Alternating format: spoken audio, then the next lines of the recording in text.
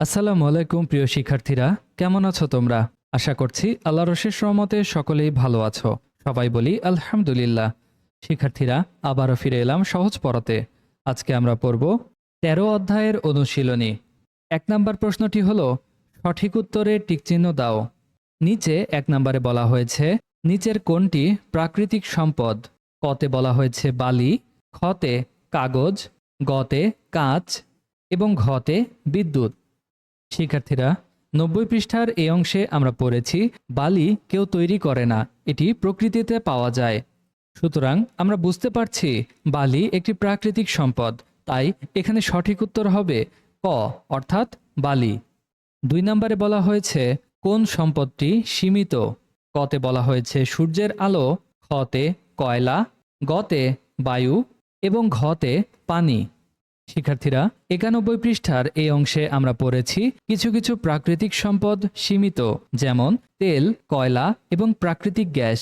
সুতরাং আমরা বুঝতে পারছি এখানে সঠিক উত্তর হবে খ অর্থাৎ কয়লা।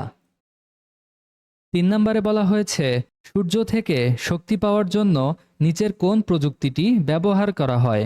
কতে বলা হয়েছে সৌর প্যানেল, খতে টারবাইন, গতে বাঁধ এবং ঘতে বৈদ্যুতিক পাখা।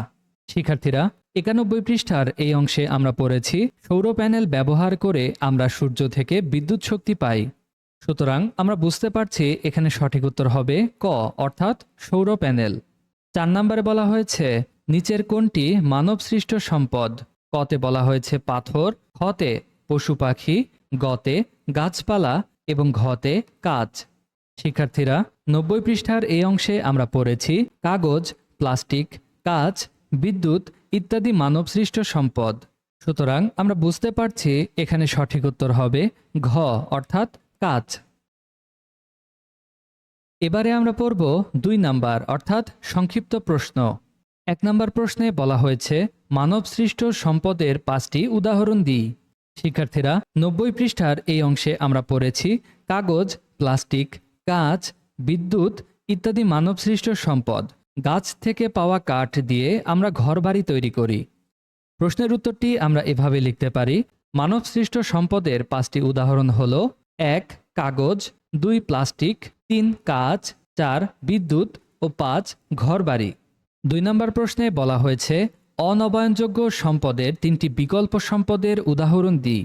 শিক্ষার্থীরা, ৯১ পৃষ্ঠার এই অংশে আমরা পড়েছি নবায়নযোগ্য সম্পদকে অনবায়নযোগ্য সম্পদের বিকল্প হিসেবে ব্যবহার করা যায়। নবায়নযোগ্য সম্পদ হিসেবে আমরা সূর্যের আলো, বায়ু প্রবাহ এবং পানির স্রোত ব্যবহার করতে পারি।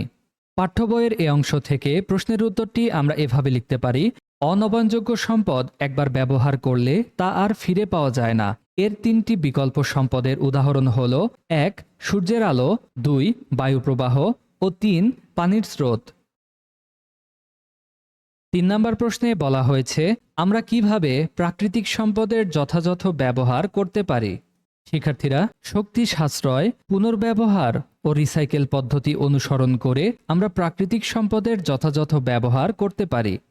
প্রশ্নের উত্তরটি আমরা এভাবে লিখতে পারি, আমরা শক্তির ব্যবহার কমিয়ে বস্তুর পুনর্ব্যবহার এবং রিসাইকেল করার মাধ্যমে প্রাকৃতিক সম্পদের সংরক্ষণ ও যথাযথ ব্যবহার করতে পারি।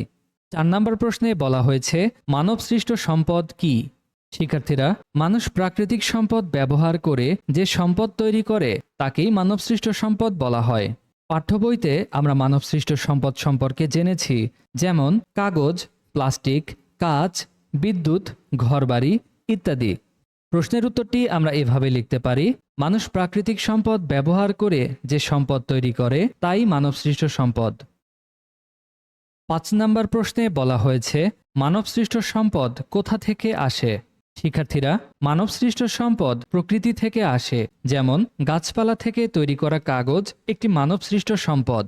প্রশ্নের উত্তরটি আমরা এভাবে লিখতে পারি, মানবসৃষ্ট সম্পদ প্রকৃতি থেকে আসে, যেমন গাছপালা ব্যবহার করে মানুষ কাগজ সৃষ্টি করে, এই কাগজ একটি মানবসৃষ্ট সম্পদ। শিক্ষার্থীরা, আজকের ক্লাস এটুকুই। আশা করছি সকলেই এই অংশটুকু সুন্দরভাবে বুঝতে পেরেছ। ভিডিওটি ভালো লাগলে লাইক কমেন্ট করে আমাদের পাশে থাকবে। সকলেই ভালো থাকো, সুস্থ থাকো। আল্লাহ হাফেজ।